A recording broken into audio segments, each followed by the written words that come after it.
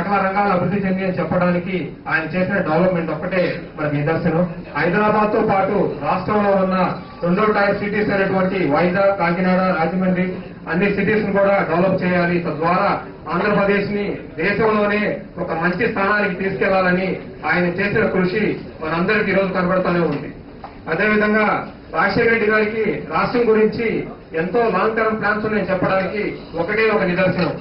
యువత ద్వారానే రాష్ట్ర అభివృద్ధి సాధిస్తామని తెలిసి ప్రతి పేద విద్యార్థి కులమత భేదాలు లేకుండా ఉన్నత చదువు చదవాలని, తద్వారా ఉన్నత శిఖరాలకు అధిరోహించాలని ఫీజు రీయింబర్స్మెంట్ అనే పథకాన్ని ప్రవేశపెట్టడం జరిగింది. దీని వెనక ఆయన ఒకటి, ఈ రోజు చదువుకున్న విద్యార్థి రేపు ఖచ్చితంగా ఎక్కడో ఉద్యోగాన్ని జాయిన్ అయ్యి అదేవిధంగా రాష్ట్ర అభివృద్ధికి తోడ్పడతారనే ఉద్దేశంతో ఆయన ఫీ రీయింబర్స్మెంట్ అనేది చెప్పడం జరిగింది. దాని ద్వారా లక్షల మంది విద్యార్థులు ఈ రోజు వారు పెట్టే పని సంతకం మీద, వారు తీసుకునే ప్రతి చెక్కు మీద రాజశేఖర రెడ్డి గారు కనబడుతూ ఉంటారు. దానికి ఒకటే ఒక నిదర్శనం, రాజశేఖర రెడ్డి గారి ద్వారా మేము అభివృద్ధి పొందాము, ఆయన ద్వారానే మేము చదువుకున్నాము, ఆయన ద్వారానే మేము వచ్చామని చెప్పడానికి వేరేదేమీ లేదు. అదేవిధంగా రాజశేఖర రెడ్డి ఘట్టంలో కొత్తగా 17 యూనివర్సిటీలు పెట్టడం జరిగింది. అదేవిధంగా ఐఐటీలు, ట్రిపుల్ ఐటీలు పెట్టడం జరిగింది. దీనందరికీ ఒకటే ఒక కారణం, నా రాష్ట్రాన్ని నేను అభివృద్ధి చేయాలి, నా ప్రజలను నేను డెవలప్ చేసుకోవాలి అనే ఒకే ఒక ఉద్దేశంతో ఆయన ఇవన్నీ చేయడం జరిగింది.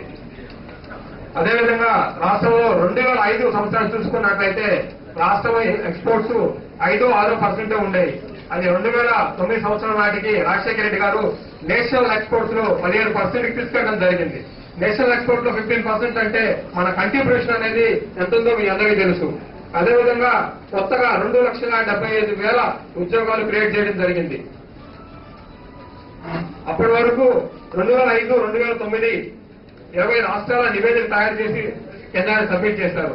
అందులో దాన్ని ఫ్రీడమ్ ఇండెక్స్ అంటారు, స్టేట్ ఫ్రీడమ్ ఇండెక్స్ అంటారు. దాంట్లో 2005 సంవత్సరం నాటికి రాష్ట్రం ఉన్న పొజిషన్ 7, అది 2009 నాటికి రాష్ట్ర పొజిషన్ 2 తీసుకొచ్చడం జరిగింది.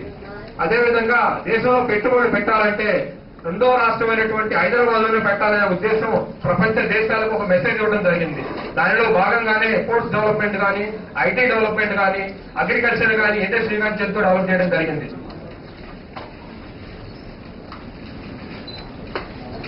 మరి ఇప్పుడున్న పరిస్థితులు చూసుకున్నట్లయితే కొత్త కంపెనీల మాట దేవుడు, ఉన్న కంపెనీలే మోటామల్లి చదువుకునే పరిస్థితులు ఉన్నాయి. ఇప్పుడున్న గవర్నమెంట్ నమ్మకం మీద లేకపోవడం కానీ, ఉన్న నాయకుల మీద విశ్వాసం కోల్పోవడం కానీ, ప్రజలకే నమ్మకం పోయింది, కంపెనీలకే నమ్మకం ఉంటుంది ప్రజలందరి మీద.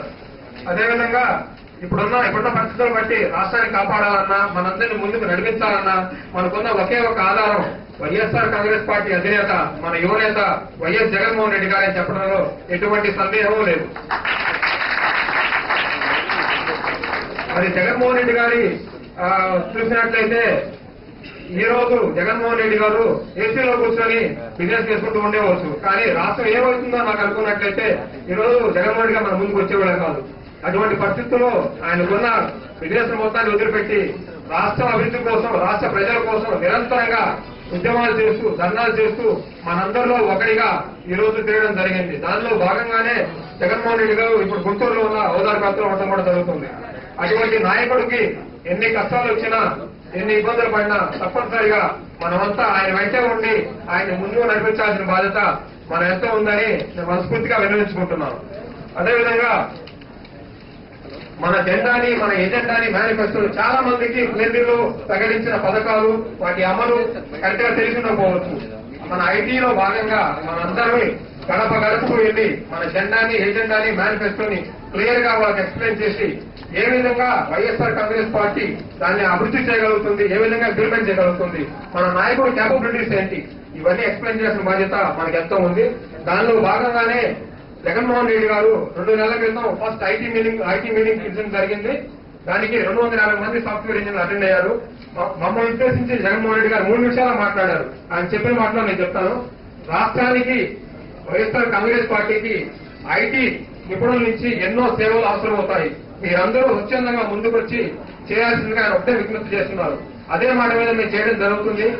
2 వీక్స్ బ్యాక్ జగన్మోహన్ రెడ్డి గారు స్వస్థాలతో వైఎస్ఆర్ కాంగ్రెస్ పార్టీ ఐటీ కమిటీని ఏర్పాటు చేయడం జరిగింది.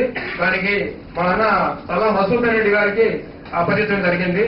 అదేవిధంగా మేమందరం దాంట్లో సభ్యులుగా ఉండి మిమ్మల్ని సభ్యులుగా చేరుస్తూ వైఎస్ఆర్ కాంగ్రెస్ పార్టీకి అభివృద్ధి కృషి చేయాలని కోరుకుంటూ నాకు ఇటువంటి సమయాన్ని ఇచ్చినటువంటి పెద్దలకు మిత్రులకు సహోదరులకు నమస్కారం తెలియజేసుకుంటూ సెలవు తీసుకుంటున్నాను.